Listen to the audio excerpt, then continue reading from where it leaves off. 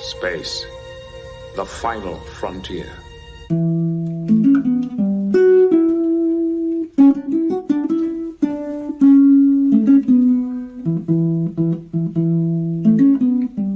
Blue skies smiling at me, nothing but blue skies do I see.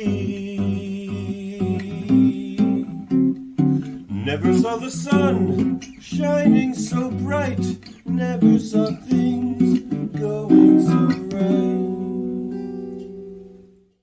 Let's see what's out there. Engage.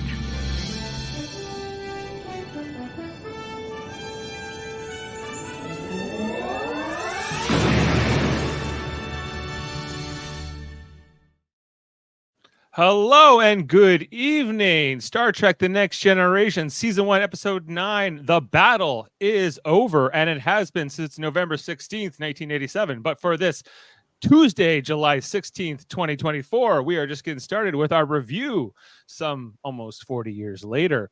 Or, I don't know, it's 30 something at least.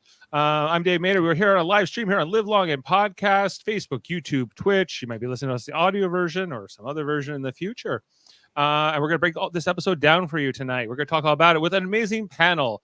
First, we got the Daemon himself. We got Jody Simpson. If it's not for profit, I'm not showing up. Yes, that's exactly right. Then I'm getting paid to be here, by the way. I'm trying to remember what those devices were because it would fit in with Murphy's moniker. The World Mind himself, Chris Murphy. I think it was like yes. There's an amplifier around here, and it's giving me a mind cream. The Mind Orb, the band Mind Orb. They were called Thought Makers. Thought Makers. Because that's some A+ naming right there. That is that's science fiction for you at its best, and that's a great segue. Bringing in here for the first time this season, I think, on the review shows. It's Heather Narduzzi. Yeah, hello everyone. Yes. I've been making lots of thoughts about this episode. Excellent. I'm excited to talk with you all about it. Obviously, this is the 9th episode of the series. It's the 9th episode of the first season. And just for a little bit of, I guess, a synopsis here. In this episode, Captain Picard is given his former vessel, the Stargazer, as a gift by the Ferengi Daemon Bach, who intends to use it to take revenge upon the Enterprise captain. And so we're gonna talk all about that. The second appearance of the Ferengi, and the first appearance of 2 of Daemon Bach. And we get to see the Stargazer. Spoilers ahoy! If you haven't watched this episode, we're assuming you have. Or if you haven't, stick around anyway. We're going to tell you all about it one way or the other here. Yes, of course, there's a live stream. We have people here in the comments. Norman's saying, are there no headaches in the future? As we see, Captain Picard has a lot of headaches coming from the Thought Makers from Daemon Bach. Headaches no longer happen. Yes. Apparently, they don't have like Midol and stuff in the future. Yeah. Sam asking, do you think this was a better intro to the Ferengi than the last Outpost? Yes. Me? Yes. It's hard to not be better than the last Outpost because that was dismal. Yeah, it was a little boring. Although I didn't hate it. I gave it a 5, which means I was kind of could take it or leave it. This was better. I think for me, I thought Patrick Stewart stands out in this episode. He's got a pretty good performance, I think. I'm left with questions, in terms of in-universe things. I guess my biggest thing is, and it's really as simple as this. What was Picard doing for 9 years between the Stargazer being lost and him taking command of the Enterprise? That's a good question. Probably fooling around looking for history, rocks, or whatever his hobby is. Playing the flute, He doesn't do that yet. Maybe he was on that drug that, what's her name was on. I was going to say he's probably rebuilding his resume for losing a ship. Well, yeah, we know that there was a court martial that came after the Stargazer was lost. We'll see that comes up in A Measure of a Man because there's like that JAG officer who he knows from that, Philippa something. Louvois. Yes, no, different Philippa, so yeah, like I guess like that would have taken a little while. And the only other hint we have of what he does in those 9 years is he mentions when he tells a story about Tasha Yar later on, I think to maybe Tasha's sister when she comes into the show. He says, I saw her on this mission and then I knew her. I wanted her on my next command. So he was doing missions or something, but it doesn't seem like he had a ship in between. Section 31, perhaps. That's a theory. That's a theory. Maybe it was just a Starfleet command. Like the other theory is that, he seems to know every single admiral in Starfleet by first name. So, every one of them is his old friend. So maybe he was at headquarters and they're just, chilling out there for a better part of a decade. Hanging out with Boothby. Hanging out with Boothby, who doesn't even remember him, but could be. Yeah. So, the great mystery. A weird thing to sort of leave out of his backstory, I thought. Or to specifically make this battle 9 years ago. They could have made it 3 years ago or whatever, but they chose to make it much further back in the timeline. So anyway, with all that, probably to like give him some sort of inexperience as to why he would, lose the ship. If he's 9 years younger, it's more plausible than him being 3 years younger and losing his ship. Well, and then they give him the flagship after that. It's cool about the Stargazer. Here's the Enterprise. Yeah, it was going to be decommissioned anyway. It's fine. Yeah, well, this Stargazer you can see is a pretty old-looking ship in this episode. It's clearly the bridge from Star Trek V. Oh, yeah. And he's sitting on a stool. There's no captain's chair. He's just straight up sitting on a stool in the middle. It's got like those little those things that come over the thighs, I guess, to hold you down, like a seatbelt.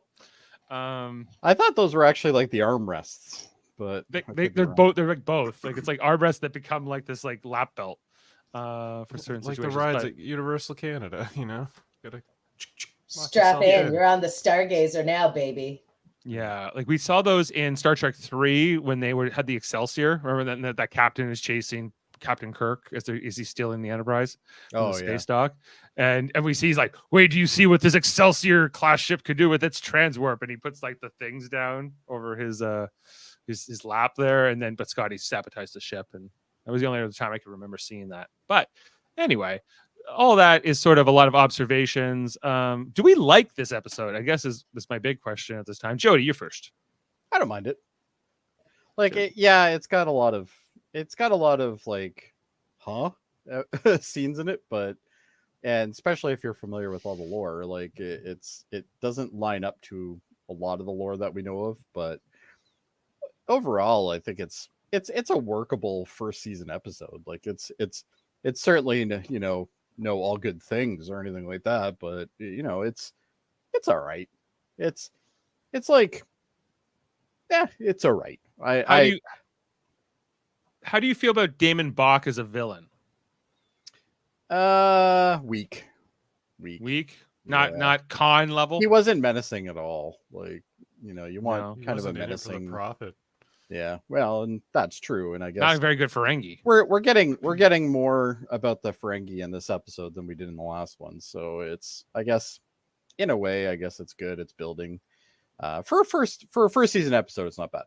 I think there's way worse episodes in the first season than this one. Sure. Heather, how about you next? Do you like this episode? I mean, it's fine. It's not one that really stands out to me. The thing that I liked best about Damon Bach is that they obviously listen to Flo Rida on Ferenginar because he's got the boots with the fur and the little stash. It's so cute.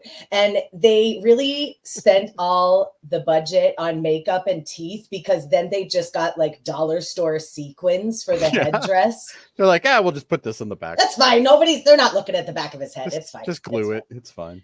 But yeah, but an empty white room. It's like it's almost like one of those like things you put in like the middle of like a table service. Yeah, to put like your candles on and stuff. like a little placemat, Yeah, a little sequined they just placemat. wrapped it around their head and said, Yeah. "Okay, we're good." Yeah. I thought that the actor who played him was, I mean, the writing was a bit tough to deal with too, but I just found him very like cringy, which they kind of established in the last Outpost is how the Ferengi act, but yeah, not menacing at all. And I would like to add, I saw Sam's comment come up, we need a Stargazer prequel. If you're in, oh, there it is. If you're into the novels at all, there's one called Reunion where Picard's Stargazer colleagues come aboard the Enterprise, and it's a really good one. So As long if as you're into okay that it's Stargazer not stuff. canon. It's not canon, but you know, I heard Dave Mader argued that head canon is more important than actual. I did, and I won that debate, so it must be true. So no. Yeah, that was a tough one for me. Okay, Murphy, just want to get your thoughts. Are you up or down on this going in through the as we go through the synopsis? Well, I'm gonna upvote this. This is a reference to Orville yesterday. Yeah, no, I dig this episode because again, it is a better introduction to the Ferengi. It's a little more lenient on their like current, like lore, and I also like the fact that this is like one of the early episodes that sort of gives Beverly a bit more autonomy in her character. She's very much more like, no, we're doing this because I gave you an order, like to be at this, and she's in it a bit more. So yeah. They also said hell twice. Yeah. That's pretty big for that time period. Mhm. And yeah, just the whole like it does shape Picard's character a bit more. At least in this early season, you sort of get why he's a bit more retracted as a captain, because of his past failures and stuff like that, and he's probably living with that sort of grief. So yeah. Here's the other thing I couldn't shake I hadn't really watched this in a while, but we know that Damon Bach is going to come back later, right? And he's going to try to present Picard with this guy Jason Vigo, who is his supposed son. Now, spoilers for that episode, but it turns out Jason Vigo is not Picard's son. It's another Damon Bach misdirect, another con artist move. He really sucks. Right. He's not good at his job. But we know have no profit. In this episode, he makes reference to Vigo several times, a man named Vigo, who's the tactical officer of the Stargazer. And I was like, this seems like not a coincidence. This seems like, did he meet I think her name was Miranda Vigo, who was Jason Vigo's mother, and he admitted that he knew her and slept with her and all this other stuff. He just didn't turn out to be the biological father of Jason Vigo. So I was like, could it have been like a sister maybe of the tactical officer that he had met, and that was his old flame? I don't know. Possibly, maybe. Could be. I don't know. Just another thing here with the Picard stuff, and just on Stargazer prequels. There's that doctor that we met in Picard season 1, I think. Remember when he wants to go, like that medical officer who's like from the West Wing or whatever, he shows up to help because Beverly, Gates McFadden wasn't doing the show back in season 1, so they brought this other doctor in. Do you guys remember that? Polanski? Honestly, I don't. Okay, I'll bring up a picture. And I watched the whole series, so I'll just bring up this guy. Oh, okay, I remember him. Yeah. Yeah, he's the subway ghost in Ghost. Is he? Yes. Yeah. No, he's not the subway ghost. Yes, he is. He looks a lot like him, but maybe it's not him, but Yeah. he does look like him if it's not him. Oh, Yeah, yeah. he kind of looks like him, but he's that guy's shorter than the dude that's the subway ghost. The subway ghost is like way taller. I remember that because I actually watched that scene on social media not more than 2-3 weeks ago. So. Come on, you watch Ghost every day after work. It's Just David come home with Paymer. Ghost, don't you? He's from like City Slickers and like a bunch of 90s movies like that. So how Yeah, did Shorty. we get on to talking about him? I've forgotten. He was because he's Picard's doctor in season 1 Oh. and not Beverly. and he was on the Stargazer with Picard. So, Okay. right, like Jack Crusher was, who was the husband of Beverly Crusher, the father of Wesley Crusher. Like there's a lot in the Stargazer backstory and like stuff. I think that it could be a prequel. Anyway, I'm going into the synopsis now. I got enough blank stares from you guys. So He's trying to justify Sam's comment, and okay, fair enough. I would have been the one that's like, do we need a prequel? There's so many prequels. Do we need more Norman prequels? says that Damon Bach is a sea villain. a sea villain. Well, Yeah. we can talk about it. He's a little mustache twirling. He's from no my- S tier, that's for sure. He's not S tier. So we see here that the Enterprise has been like going alongside a Ferengi ship for a couple days. They have not been talking to them for 3 days. Just always getting standby. This is all kind of covered in the opening captain's log. We get more fish, of course, in Picard's quarters as Beverly Crusher shows up to treat his headache. Do they even have headaches in the 24th century? It's so rare. He's not too impressed with the Ferengi, having to wait for 3 days just to talk to the Ferengi. They eventually get called to the bridge because they're ready to talk. And we see that these, this headaches are here. We get to meet Damon Bach for the first time. And his sequins. And these little sequins So on the back. I have a question. Why is it so Grandma's bright on the doily. Ferengi ship? That's what I'm saying. They got no set design. They're just in an empty room. Or did they they're just standing decide in they front of a didn't want to softbox. show us What- what the internal in the was? last outpost, it was kind of established that they kind of it's kind of like a, It's a privacy screen kind of thing? it's a privacy screen or something. Yeah. Oh yeah, it's Okay, like that would having, make like, sense, I guess. your background up, basically. Right. What? Um, I'm really on the Orville. Of course. God. How? Yes, of course. Sorry. Exactly. So Troy, and even though they established later that Betazoids can't read Ferengi brains, but at this point they hadn't really written that part. And so she says, "Well, I detect deception from him. So he should beam over here because it's kind of like this question of whether Picard should beam over there or Damon will beam here. But it doesn't really matter to Damon Bach because he's got this sort of planned out either way.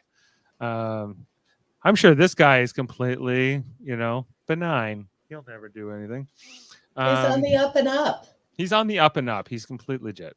And Worf was just like, I can't believe they're coming here. Okay, and now I'm gonna have to comment on Worf because I always comment on Worf. Worf is fucking useless in this episode. Totally useless.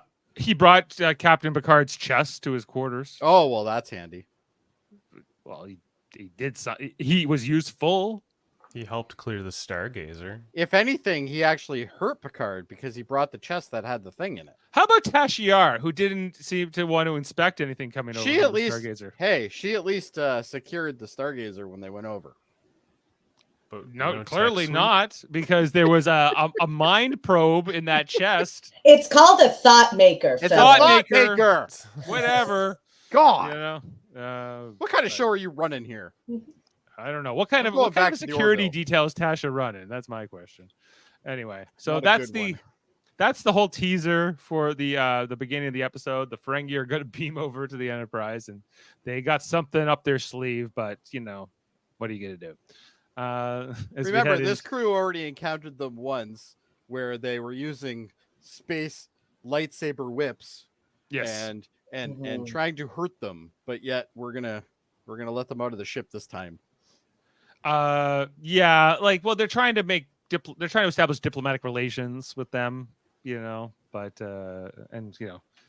it turns out that there was a Ferengi captain who had a grudge with Picard, that's what's going to be revealed here. So Picard's back in sickbay, getting more treatments for his headaches. Dr. Beverly Crusher more concerned,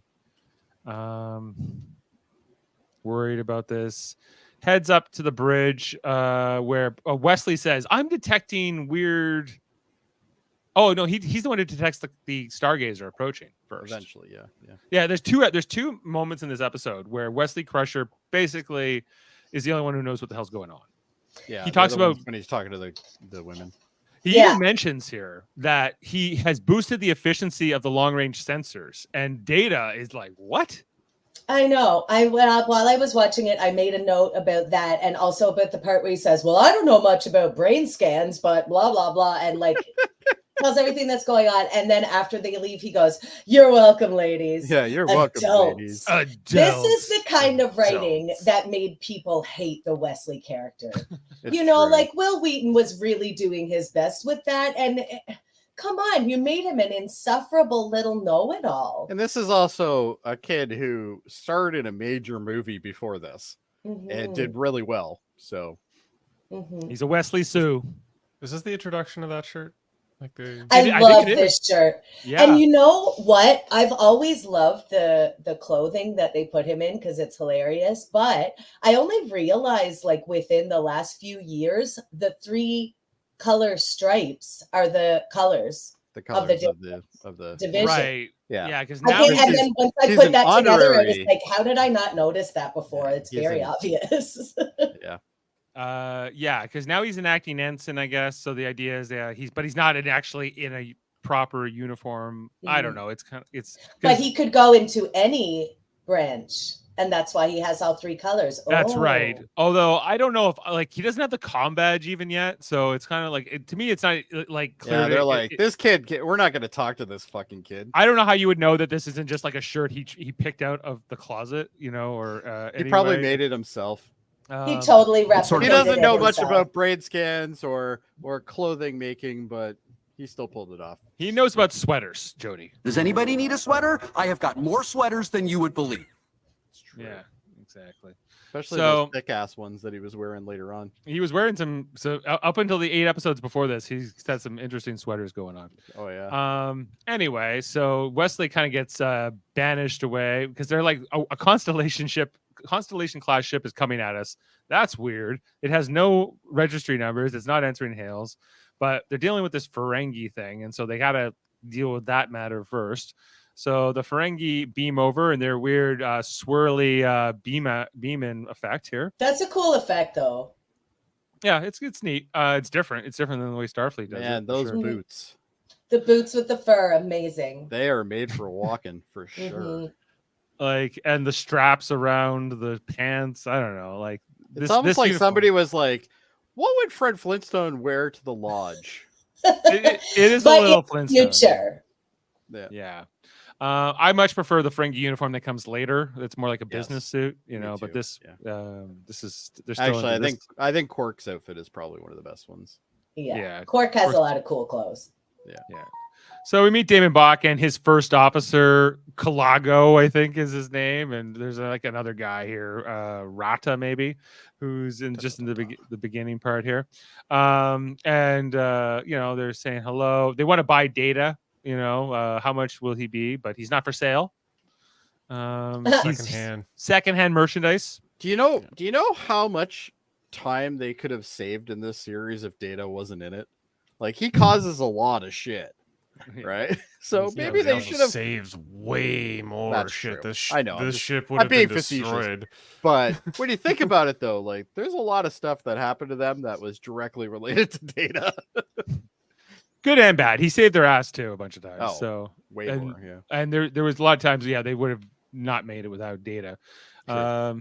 Anyway, so there's a ship coming here. Damon Bach says, "We have your old ship. This, that from the Battle of Maxia." And there's sort of this long reveal here, where you're just like, "Can you get to the point, So, David Bach?" I have a problem with this scene, and I'm going to tell you why. We can see the Stargazer on the screen at this point. You can distinctively see the profile of this ship, and Yes. yet Picard has not clued in that this is a ship that he served on. Well, he thought it was He's got destroyed. poor eyesight in his age. Oh, come on, though. Like, it's until He's they got actually a do the- headache, Oh, Jody. He's got a headache. It's not the only ship of that class. This There's is the many ships. future, and they can't find any fucking ibuprofen for the guy. Like, Right. It's amazing. This is like if what kind of car do you got against Jody? Or your old? What's your last car? And would you know if it was your old car coming at you? I would know the profile of the car. Yeah, absolutely. But what if it was? It could just be another one, like the same color and the same. Oh, absolutely, it could be. But how many of these look like that? Like, he would at least go, "Oh, look, it looks like a Stargazer class." Well, yeah, because he served on a Constellation class ship. this very ship for 22 years. Yeah. So but apparently no. They're like, well, magnify. He's getting more headaches as we're going Those here. headaches are bad. It's probably Troy that's causing them more than anybody. I'm sure it's not the Ferengi doing it. Don't worry about that. It's all a Yeah, what a coincidence. coincidence, but yet nobody clues into this until like three Right. quarters of the way through. Yeah. And so, Damon Box, like, he's got this huge reveal. He's like, have a closer look. It's your old ship, the Stargazer, which he's willing to offer free of charge. He's offering this as a gift of friendship to Starfleet and the Federation that he found how it got there. And nobody thought that this was a problem. Yeah. No, why would Like, it? Amazing. So it seems like I'm still even confused about like why Picard even abandoned the ship, if it was Because it was on fire.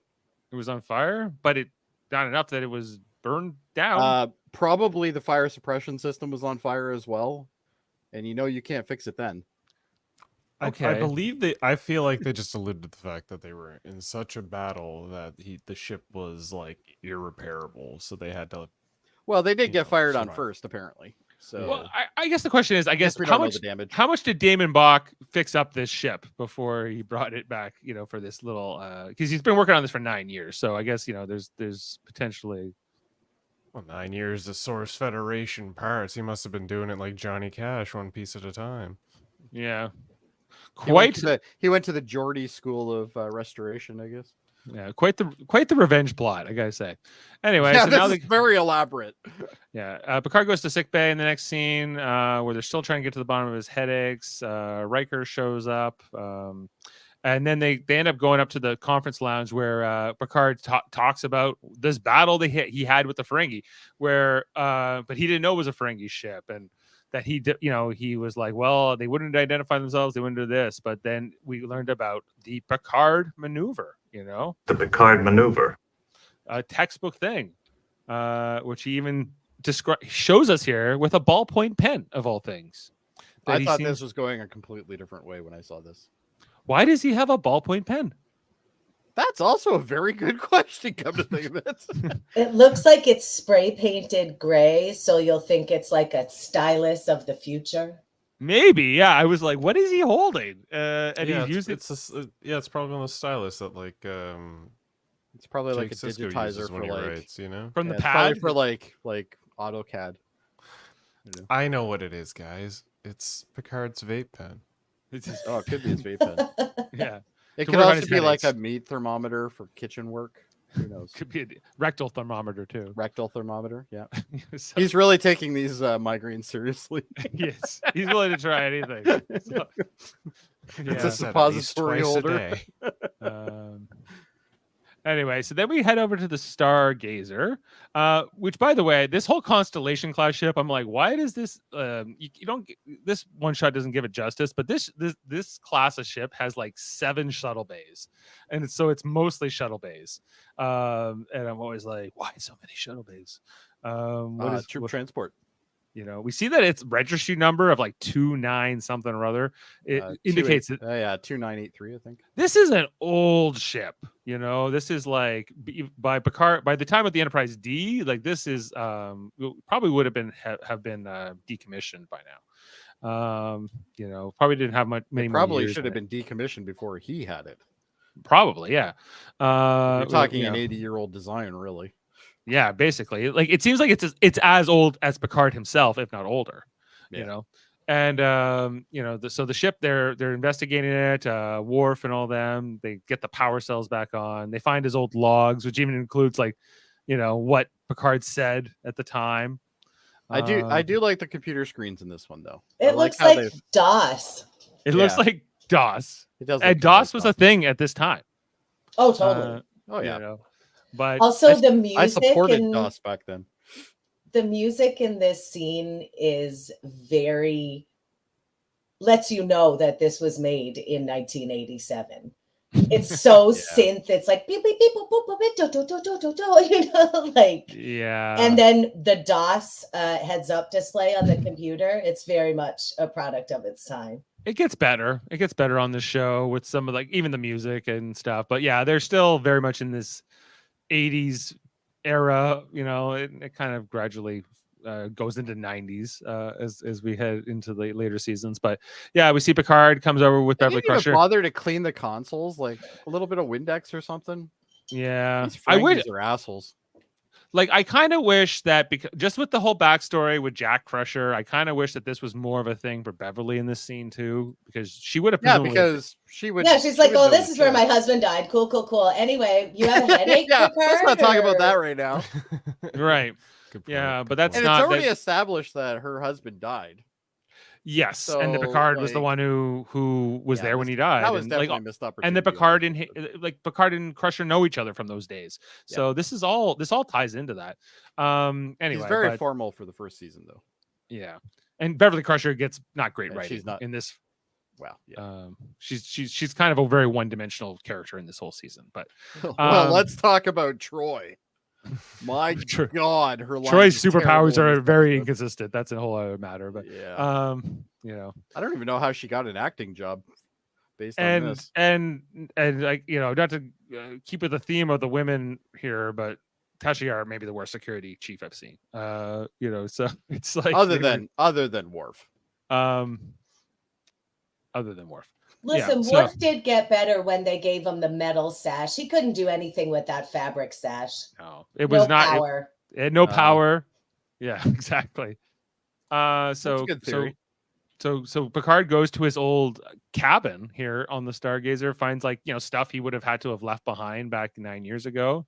You know, Behold the thought maker. the Thought Maker's just kind of sitting there in that trunk, and he Okay. doesn't notice it. So I don't know how you guys pack things, but you know what? He's got this thing that he's going to take his stuff back with them.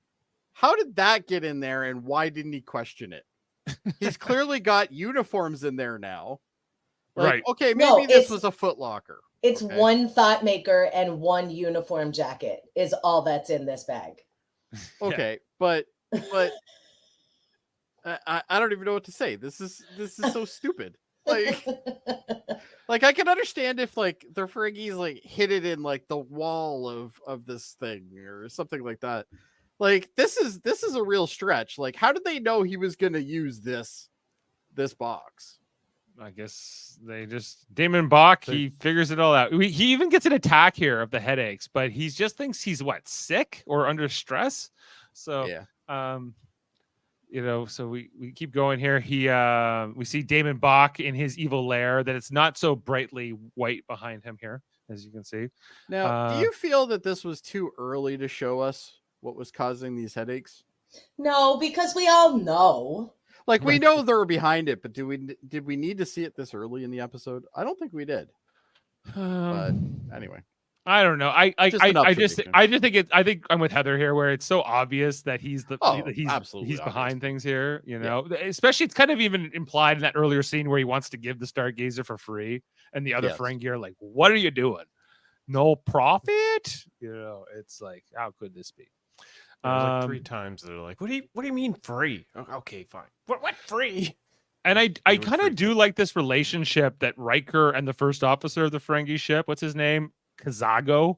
You know, they kind of Commander to established commander. through here. They have a series of conversations, first officer to first officer. Yeah, I thought that was cool too. Yeah, like I think to show us that not all Ferengi are complete dorks, and that's, you know, that some of them have you know, you can get that connection with them. they're not It's all curtain heads. You're right. Well, they're they're not all like Bach, you know. Yeah. I think more than anything. And so and then Picard comes to the bridge next. He's still clearly not doing well. Okay, so as the first officer, when you see your captain as at this point, why are you letting him stay there? You know, like I especially after that episode we covered a little while ago. What was it called? Lonely Among Us, where, you know, he lost his mind. He was mind controlled, and Oh yeah, you know, and like Riker and Crusher couldn't stop him. You think they would have moved past a little bit of here of being able to, like, sort of say, yeah. hey, Like, at this point, he's obviously incapacitated, so it's time to relieve him of command. Like, No, look at him. He looks fine. he's good. He's good. just a headache that I keep having every single time I'm near the chest that I brought over from the thing. You know, the one that I didn't look into while I was actually packing things. And Troy, you know, you think that this would even be up like in her purview, to sort of get Troy's involved with. useless in this episode. But yeah. Well, she does say that she senses his thoughts, but it's like there's two sets of his thoughts. Right. She did say that. So she can come to no conclusions, apparently. So there's all that, and I think there's also at this point in the dynamic with Picard is that the rest of the crew is kind of still afraid of him. So they're only willing to push so far. Even Dr. Riker Crusher is now at this point, though. You wouldn't think, but I don't know. It seems like he's still tentative with it all. Even Beverly Crusher, you would think would be the least amount with that. Even she's a little bit, hesitant. Well, so anyway, until season 3, they don't really establish that they're like good friends, though. Well, they don't start really writing Dr. Crusher well until she's brought back. Yeah, you're right. Mm-hmm. So in season 4 or 5, they become really good friends. Oh, really good. Yes. Spoilers. They have a kid together later too. Eventually. But that hasn't happened yet. Anyway, so the chest in Picard's quarters. I don't know what could be causing this. Can we just talk about how the beds on the Enterprise are ridiculously uncomfortable? Look at him. What is he sleeping on? Well, they changed them later. This is actually a couch. It's not his bed. Well, it's terrible. Look at him. He hates it. He does. Maybe that's what's causing his fucking migraines. Maybe you keep sleeping sideways on your fucking terrible couch. Right. Oh, was this the point where? This is where Data shows up. We have a captain's log where Picard says that he actually attacked the Ferengi ship 9 years ago on purpose, without provocation, and he's confessing, and all this. And it seems like Picard is guilty of war crimes. What's Riker going to do now? Do you believe Picard is Wesley's real dad? I gotta move me down here so I'm not blocking Heather. Do you believe the fan theory that Picard is Wesley's real dad? No. Like, is that something they could actually hide? Like, I guess the Doctor could. Why if they were just gonna make him Wesley's dad, why not just make him Wesley's dad in Picard season 3 instead of going through the trouble of introducing Jack Crusher? Right. Junior. So there's this whole thing here too with Picard and Riker where, Riker's like, well, I kind of have to inform Starfleet, which is going to take a day to get for the message to get there, and then a day for the message to come back. But he's like, oh, they're going to want my command for this. The Ferengi are giving us ships as gifts. I've got logs that say I attacked without provocation. But you already lost a ship and they gave you a command. Well, see, maybe he had to work his way back over those 9 years. Oh, maybe. As the headaches continue here. So Riker is kind of in a position where he has to sort of investigate this. He goes or to he can relieve his captain of command, which is what he should be doing. You see, I think there's a great shot of it here, but Riker kind of yells at Jody as he goes into the ready room. He's like, leave me alone, Jody. I need a secure channel to that first officer buddy of mine over on the Ferengi ship. So he calls the Ferengi guy over here. And he says, well, let me ask you this. Why would Picard, if we attacked you... No, wait. How does he present this question? You guys, I'm just trying to recall. Basically, he was like, do you think it's kind of fishy here with your captain? And he's like, I don't. It's not good to question one's daemon. I do like your Ferengi, by the way. Yes. But he's kind of trying to say I think that Damon Bach is up to something. What's he doing? Question. What does he say? Now, see, I think that Ferengi are so profit driven that they already would have kicked Damon Bach out of this shit. Going on this completely convoluted revenge plan that he didn't tell anybody about and giving away a ship for free and doing a bunch of He's other making nonsense. no profit. Yes, exactly. They've been sip it up, put him in the brig, let's go make some profit. That's the crime that they ultimately cinch him for is did the crime of having made no profit with this venture. So right. It's not, and having lied, and so he says, let me ask you one more question, Kazago. As you humans say, I'm all ears. Yes, you are all ears. The writer that wrote that was like, yeah, he's like, give me my daytime Emmy. He says, if Bach knew about the fact that Picard attacked the Stargazer on purpose 9 years ago, or sorry, the Ferengi ship, his son's ship 9 years ago, and he was guilty of this. Then why this peaceful meeting to present the Stargazer to the Picard, right? If he knew he was supposedly guilty of this, Which is a logical question. right? And then he's like, "Shut up! I don't know. Goodbye." You know, and he's I don't like, question him. Goodbye. yeah. Actually, my Ferengi isn't too bad either. Yeah, we also play. I think you and me. That could do was a kind of Ferengi veering into Yoda territory. It was, I feel though, like. yeah. Thanks, Heather. Lonely Among Us. Okay. Anyway, Thanks for your support. You're welcome. So Picard is dying of these migraines. Dr. Crusher shows up to try to do more treatment here.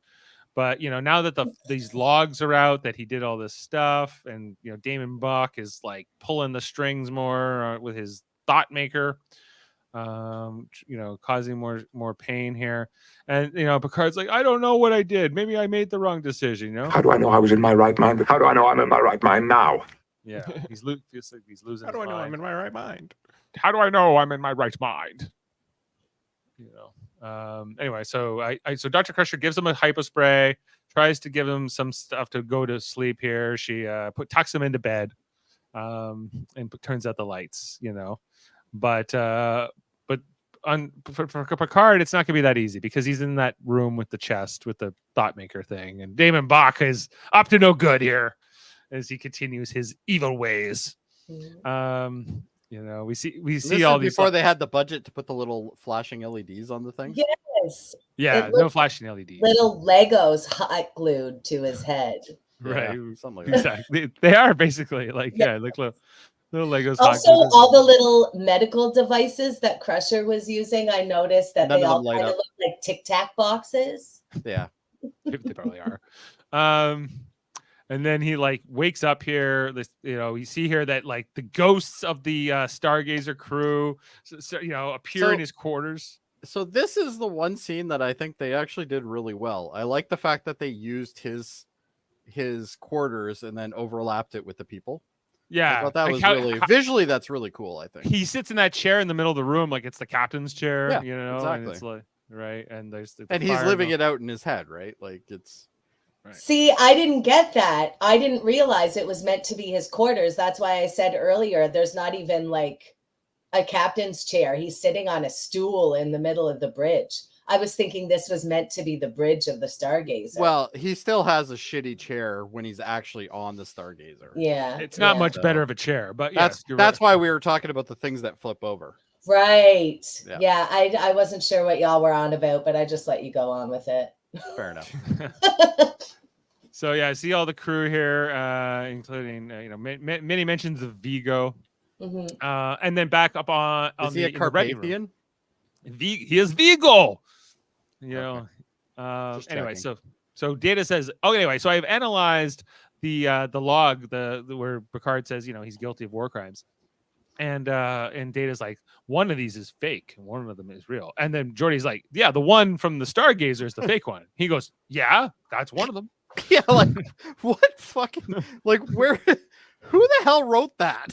Apparently did. Then Picard shows up all smiles.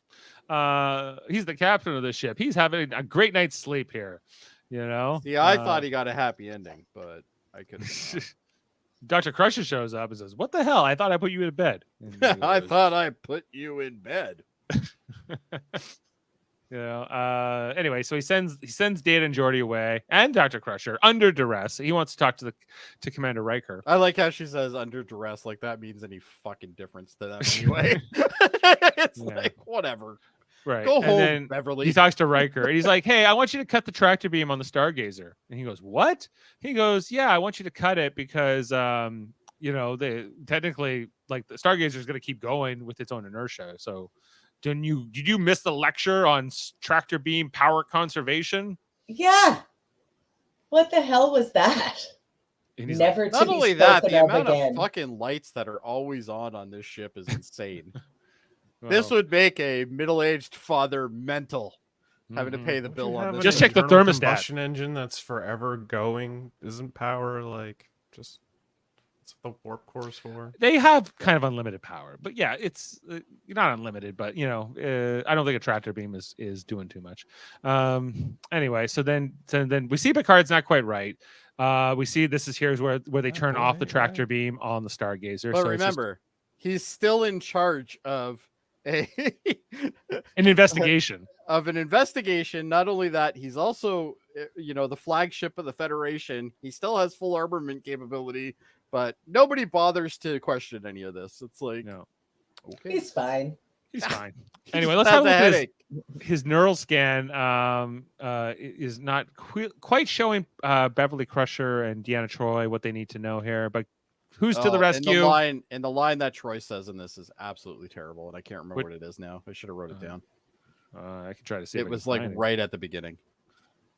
She says, "I'm puzzled too. I keep sensing some random thoughts, but 2 sets of them, as if they were his, but intermixed other thoughts which are also his." She was like on point for the first half of the episode with her powers, and then the last half she's like, she's just useless. I don't know what's going on. Somebody get a teenager to read these brain scans. Go get the teenager that apparently can make things more efficient than the android.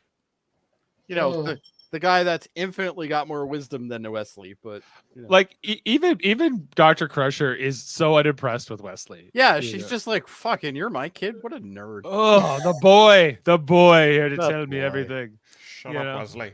He's like, "Well, we're detecting all like these low frequency transmissions coming from the Ferengi ship. That's kind of fishy." And they kind of match these scans in the captain's brain. And I don't know much about brain scans, but that looks like the same thing. And Dr. Crusher's like, "Shut up! Like, I could have figured this out on my own. I went to medical school for 8 fucking years, you little idiot." And that's such a trope that they do, especially with Wesley and Data. And they do it to both of them in this episode, where they ask them a question and then they're telling them. And I'm like, "I don't need a science report, Data. Just tell me." Yeah. Oh yeah, later on when Riker's like, "Just tell me." Oh yeah, it was actually just before this. Yeah. When they're in like, the quarters. well, why ask him then? Yeah, like why Keep did it you brief. bother? Yeah. And then last week in last Picard episode, does that too to Data as well. Yes, all the Constantly time. he cuts him off. Yeah. yeah, Picard has Data question last episode, and then Data's like giving all this information. She's like, "Just keep it brief," and Data's like, "Yes, no." Giving him like the most the most casual answers, and then he's like, "Data, if you could give us the important information, please." And he's just like, "Why don't you just let him?" You have save yourself to more ask time. Data the exact right question to get exactly right how you want the info. It's like using Chat GPT. Yeah. Anyway, so and here I had to pull this thing with Wesley at the end where he's like, Adults. Oh. They could have said thanks. Anyway. Well, they are kind of dicky to him. Like They really are. Realistically. Yeah. And this is his mother. Oh, his mother is like, "Fuck, he's a nerd. I don't even want to be associated with So him." anyway, they show up. Like, Wesley Crusher told us how to save the day. About these brain scans. And Riker's like, "What?" And then the they genius talk about, Worf jumps in.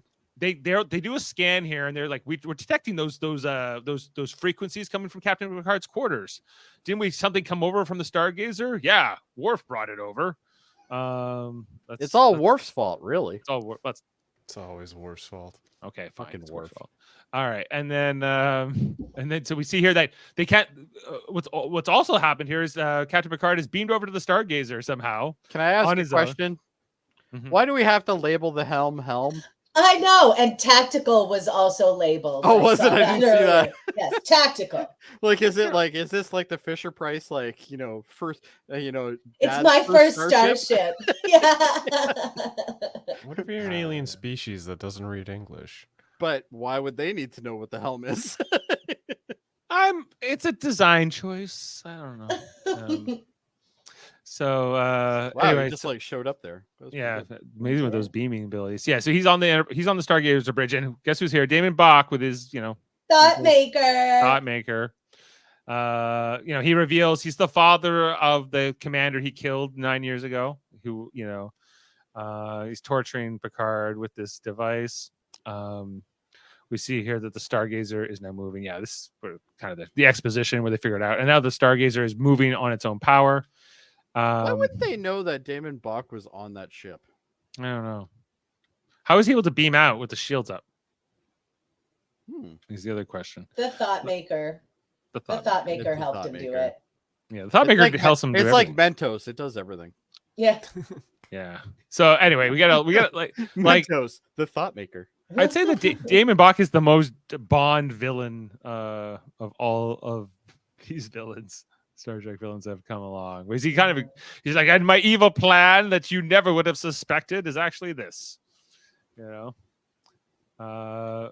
this thought maker will make you fight your compatriots. You know, and so Picard can't do anything. You know, he can't. He's Do you think sort they of just repurposed one of those like globes that turn into like a mini bar? And let Go it back up to it. from the inside. It totally looks like it. could be. Yeah, it had to be made out of something. My other At question least was it that, lights up. is this device Ferengi in origin, or is this something he bought from an alien? You know. Well, if it's Ferengi in origin, it would definitely have some sort of, like fringe on it or something. It'd have some lace or something. Yeah, sequence. Yeah.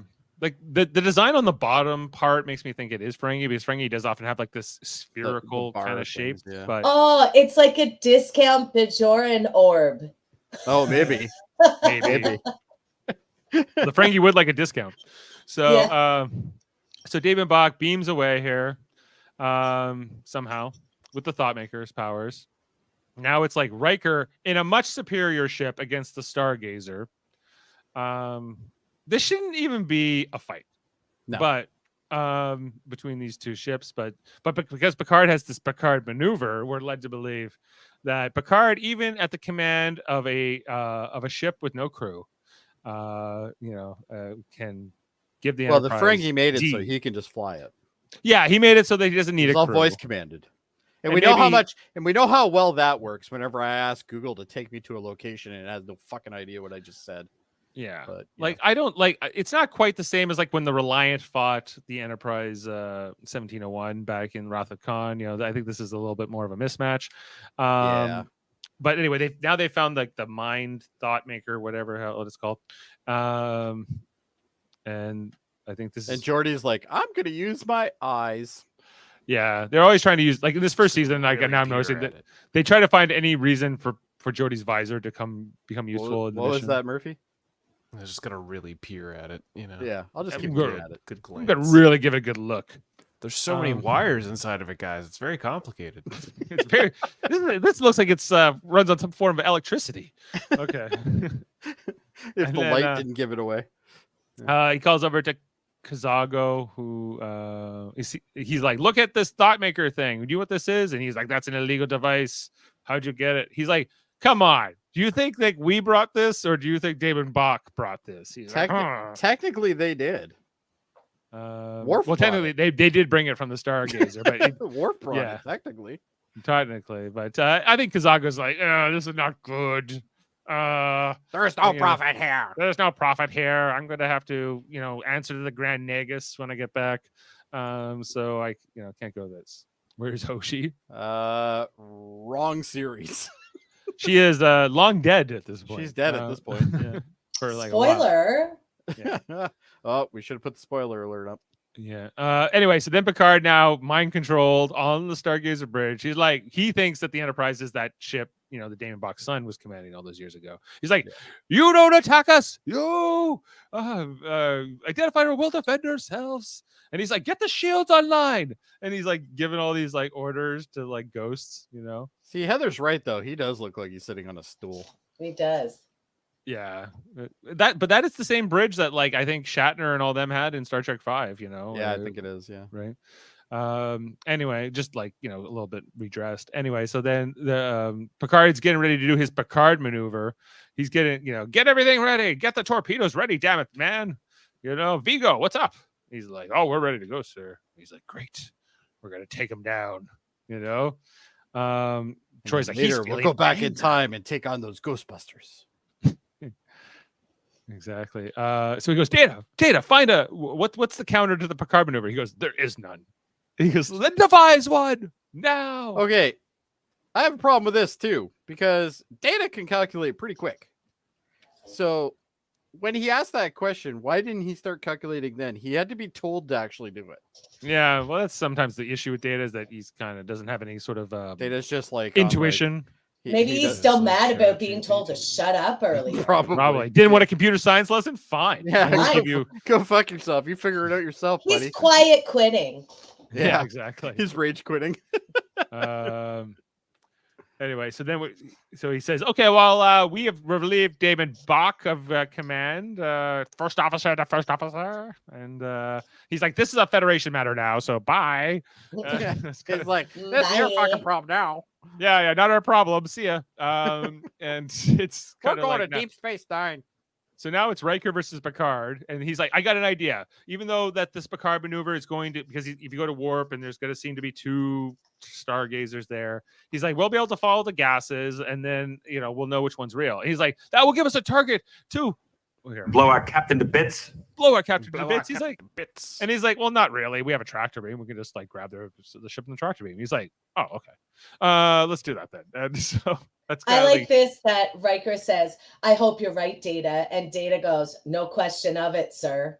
Cold as ice, mic drop. he's like, fucking, he's like, boom, bitch. Yeah, loved it. yeah. Well, he's So Why don't anyway, you go climb on some chairs, asshole? we get to actually see Listen, the Riker maneuver is amazing. the Riker maneuver. You're right. Mhm. I think I have that somewhere here on my soundboard.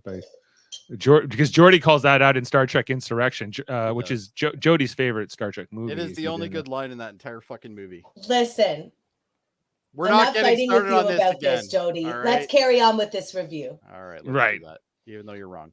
Anyway, Jeez, I thought I definitely had that. Yes. All right. Whatever. Anyway, so we see here that the Stargazer goes to warp, and now there's 2 of them, right? I did One- like that effect though. That is That cool, was- yeah. It's You very know? it's very Star Trek movie. And he's like, well, grab him with the tractor beam. Okay. And that's kind of it. Yeah. And then Picard's like, what? Problem solved. Did my Picard maneuver not work? There's the chair arms. I see it now. It is still just a stool, though. It is basically a stool. It's kind of like built into the floor. Yeah. Yeah. Because like the back of the chair kind of, goes. It, Oh, no, like, there's leans- actually like, there is a behind his bar foot here. there. there's like Yeah, a there is a bar bar that goes there. up vertically here. Yeah. Right. Right. Anyway. A very good design for a ship that could possibly be in like some sort of turbulence. It's great to design it on an angle like that. It's also like on like a weird grate or something. I don't know. Like it's kind of interesting.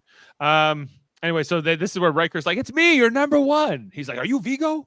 He's like, no, you see like a silver orb there? He's like, shoot it with your phaser. Come on, shoot it with your phaser. Should Oh. have the phaser. And we see here, can Phaser. Riker get through to him from this ship? Okay. And then good thing he brought a phaser. And we see her. She's aware, trust me. She knows. Nemesis. is Okay. awesome. So this looks terrible, y'all. What? Hold on. Go back one for a second. What is with his fucking legs? Yes, this looks so bizarre. Look at this. It's like it couldn't have looked worse if they had used a puppet. They could have used like a marionette. and it But you Yeah. mean better. you mean specifically when he goes flying? Yes, and when Yeah. he's standing there, he looks weird, and when he goes flying, and then like when It's his almost head like is they close to stretched the the thing, shot or something. Yeah. it's Yeah, it's very almost like obvious it's a that it's stunt not. double. It's Yeah. a stunt double. It's almost like Of they course replaced it him with a is. 6'8" person. You should have seen Wesley's stunt double in the last episode. It was Oh definitely yeah. not- Yeah. Anyway, so they're like, okay, is Picard dead? He blew up the thing, and then the smoke clears. He's fine. And he's like, Why where's is the Damon Bach? Why is the Picard maneuver so great if it could be counteracted with just a tractor beam? Well, it took Data to figure out the counter. Until then, there was no counter. Makes So sense. I guess it's, Nobody it's thought obsolete to now. catch it. Yeah. Only Data. It's like, what if we just slowed it down with a tractor beam? Well, yeah. Like we can figure out which one's the real one, buy the gas, and then whatever. So he's like, he's like, Damon Bach was trying to get revenge. And he's like, revenge never is worth the cost. Anyway, that's it. Number 1, beam me home. The end. The end. And that's Headache's it. gone. Good day. That is like it's a really like It's abrupt. a very ending. abrupt ending. Yeah. It's very Enterprise when it comes to endings. Yeah. Just so- put Enterprise the was just ship full in of the that. museum. Literally at like 2 minutes before the end of this episode, that's when they solve everything, and then literally it just cuts to the credits. Yeah, exactly. So if anybody would like some trivia, I can pull that. Is it up. Details with Dave time? It is. You want Ooh. to hit my banner? Ooh. I can hit. your banner. Hold on. So here we go. The U.S.S. Stargazer had the warp effect from the TOS era movies instead of the warp effect used in the TNG era. Okay. Yes, which I Ah. liked. That was Mhm. a nice little nod. I liked it. The feud between Jean-Luc Picard and Bach was revisited and finally resolved in the 7th season episode Bloodlines. It took so that was in the, that doesn't come till like the Literally 7th from like season. Yeah. first season to the 7th season is when Wow, you get to see I didn't Bach realize again. that. And it's not far. It's like maybe the 4th last episode of the series or Yeah, it's something. pretty- It's it's pretty near bizarre the end, yeah. placement. Yeah. Yeah. The Stargazer was originally supposed to be a Constitution II class and would have been a reused version of the USS Enterprise model from the 4 Star Trek films. However, it was decided that after the episode was filmed to change it to a from a Constitution class starship to a Constellation class cruiser, so that when LeVar Burton overdubbed the line, the new dialogue would closely match his lip movements on screen. Wesley Crusher says the ship class when making his announcement on the bridge. His lips also appear to say Constitution. Data also mentions the ship's class by name when reading the dedication plaque, but his back is turned to the camera when he says Constellation. The closed caption says Constitution. This can also be confirmed as Picard's Constellation era starship model in his ready room changes to a silver Constitution II class ship model in this episode, following this episode, and in the hiding queue. Whew. All that for that. All that for that. Constellation Constitution, completely different. All right. Absolutely. In this episode, Dr. Crusher says it may be true that headaches were what's quite common. That was in the days before the brain was charted, before we understood the nature of pain, when we were suffering from things such as the common cold. This indicates that headaches and the common cold are a thing of the past. Wesley Crusher also mentions the common cold and refers to it as a disease my mom says people used to get in the episode Data Lore. I think that's such nonsense. Like, seriously, nobody in the 24th century like forgets to drink water and feels dehydrated and has a headache, like, ever. Come on. Yeah, or gets hungover, or whatever. Nope, right? synthahol. Yeah, but some people like the real Yeah, they stuff. don't always It is drink true. synthahol though. It is Yeah. true. The Zindi Sabu system could have been named after the species who evolved there or after the colonized there. The Zindi Sabu system is reported as inhabited, but it is never said who inhabits the system or what the species of inhabitants is called. Probably the Zindi. Will Whedon states that this episode in which Wesley went from, in Whedon's word, mildly annoying to vehemently hated character. This is when he began talking about how Wesley figured out the problem and solution before the senior staff crew, which was perhaps the worst way to help the audience accept that this kid, Wesley, is going to be part of the main crew. Whedon also remarked that the scene in sickbay where Wesley tells Dr. Crusher and Troy that he glanced at the scans while Dr. Crusher was researching them, and quote, in that brief moment, magically divined exactly what the rest of the professionally trained crew, including the hyper smart robot, hadn't noticed. Yeah. The patterns in Picard's scan are identical to a low-intensity transmissions picked up on the Ferengi ship. Wesley cements his relationship with Trekkies by muttering, "You're welcome, ladies." Adults. After that, they leave the room. Oh, that's pure genius writing there, guys. That's not going to alienate a single fan. Bravo. That's like Whedon's word. Mhm. Aside And from that. as I'm sure you all know, Wesley Crusher, the character, was so hated that fans were just awful to Will Wheaton. Oh yeah. As I mean, he was a 14-year-old. He didn't have any control over that. He just acted it and gave him a really hard time. That's rough. Yeah. Yeah. He had a And with rough- writing like that, like, how could you not dislike that character? It's so obnoxious. I think he has a real point there. But the whole, and they write him in such a way that he's smarter than everybody else, and everyone else, including his mother, and everybody else is dumb, and so. But anyway, I don't know what it was. Kind of an interesting choice. And finally, my last fact here, I suppose, is to what Heather talked about earlier. The novel "The Buried Age" establishes that the course set for the Stargazer was to have taken the ship into the atmosphere of a gas giant, Maxi Zeta 5, therefore destroying the ship. However, after the crew escaped in the ship's shuttlecraft, the Stargazer somehow bounced off the planet's atmosphere and was drifting near the planet when Bach arrived in the area, took possession of the Stargazer, and began plotting his revenge. It also establishes Bach's son was named Flax, last name Seed, and that the ship he commanded was known as the 75th Rule, referring to the 75th Rule of Acquisition, which is home is where the heart is, but the stars are made of latinum.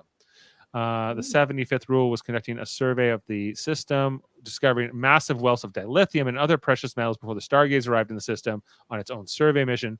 Believing the Federation to be insane due to its moneyless economy, Flax ambushes the Stargazer, leading to his death in the Battle of Maxia, as it will. So there you go. All right. Well, that's with that. Let's head into our ratings and bring this up. Give me 2 seconds. And boom. All right. So, I like this episode. It's not my favorite, so I give it a 7.5. Jody? I was thinking the exact same thing. 7.5. Okay. And Murphy? I'll give it a 7. 7 from Murphy. And Heather? Really, fellas? I'm gonna give it like a 5. Okay. Honestly, I was thinking 5 too. Change Murphy's. Yeah. I'm rolling with Heather. I don't think I'm I've rolling ever been on a podcast with Murphy where he didn't automatically change his vote to whatever somebody else said. You're that Well, guy that's that not shows true. up and orders the same shit off the menu as the other person, right? 5. No, Jody, fighting words. Yeah. Jody came to fight He knows tonight. I'm kidding. I was trying to debate if this was worse than the Orville episode or not that we watched yesterday, and it's not. So Yeah, I it's was about thinking on a par. nice 5 would do it, but you guys Yeah, are giving it it's a- 7s, and I was like, why not? It's a 5 for me. The women don't get to do anything. Wesley's obnoxious.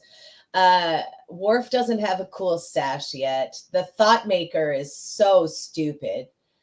But the music was cool. They had some cool flower arrangements. What about Patrick Stewart? Yes, Patrick Stewart. I mean, he's wonderful. He's always He's the only reason wonderful. why this got a 7.5. Yeah, he for does me. the best with the material he's given, and I thought he did really well with this. And it's nice to see a bit of interplay between him and Crusher, even though there's not a lot of substance to it yet. Jody's a bully. Jody is a bully to everyone. Equal opportunity. Raise your bully. hand if you've been personally victimized by Jody. I've lost track. I Dave, kind you of need to wonder. raise your hand. I kind of wonder if I'm giving this too much of a positive review now. Like if I should take it down into. Oh the my 6. God, you guys are never make your own decisions, do you? Well, Jeez. I'm just. Jody, I'm are just- you standing by your 7.5? I sure am. I'm going to take it down to 0.5, Jody. I'm going to take it down to 7. Whatever, you do you. All right. So, The only person who's Eh. ever right is me anyway, so it doesn't really matter. exactly. Okay. Well, that's that episode. So the next episode is Hide and Q, which is what Mhm. we'll be reviewing next. That is we did it on Star Trek Radio Theater a couple years ago. Jody played Q in that one, I did. and Fun. so it's so I've revisited that episode. I would say quite I a was a bit. good Q, but Oh, you were I good. did do it. Go back and listen to the edited version. That's a good one. Oh, really? Okay. So I'm looking forward to with that. I think right now it's set to be Kevin Murphy and myself. So there is a spot open at this time. What's the next one? Um, Sorry. Hide and Q. Heather. Yeah, hide and yeah, yeah. I think Heather I'm needs in. to be on the next one. I'd love to. We Okay. need this channel needs more Heather. All right, Yeah. Heather. Thank you. This you is were on- You're wonderful. welcome to come on the Orville whenever you want. Oh, I watched one episode of the Orville and I hated it. So no, You thank should keep you. watching it. It's actually much better. No, it's terrible. None for me. Yeah. Thanks. Well, Davin just smiled. Yeah, Devin's like, will you marry me? Yeah.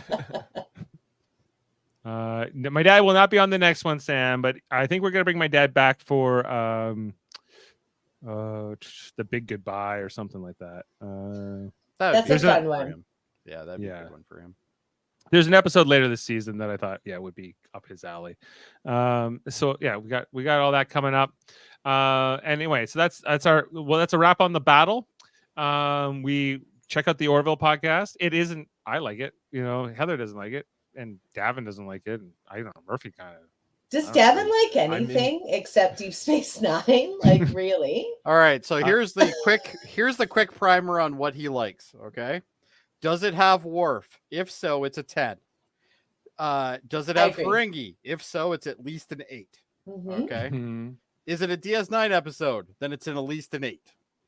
Okay. That's pretty much it for him. He has his things he really likes, and he has his things he really hates. That's so true. like Well, anything. don't we all though? He's a very distinct man. He knows what he likes, and he sticks to it. Yeah, he doesn't like anything with the mirror universe. He doesn't like anything. Yeah, he doesn't like mirror universe. The mirror universe like is so fun. Cam. He doesn't like anything that fetishizes villainry. He doesn't like anything that kind of implies like anything that's sadistic. I think somebody just hurt him when he was little.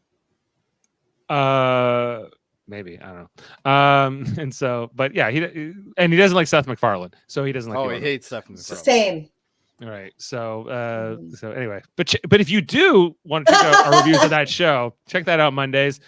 This Thursday we'll be continuing our reviews of Star Trek Prodigy. We'll be talking about episodes 11 through 15 of season 2, and we'll be talking about all that then. Murphy will, if he can stay awake, we'll be there. Well, he is the world thought maker. He is. And look out for Trivial Debates coming up later this month. We're doing a Star Trek themed Trivial Debates, and I will be hosting. And is Heather on that one? Is that what you said, Murphy? Or Sorry, what? I think it's Ashley. Who's competing again on the Trivial Debates? So Trivial Debates for the Star Trek episode at the end of the month is going to be Ashley Millard, our very own. Also Trek Trav from TikTok and Australia's Trek scene. He's an influencer in that part of the world. And then also from the Great Britain part of the world, we're going to have Trek Culture's Sean Ferrick join us, which is pretty awesome. Well, fun. This should be a good one.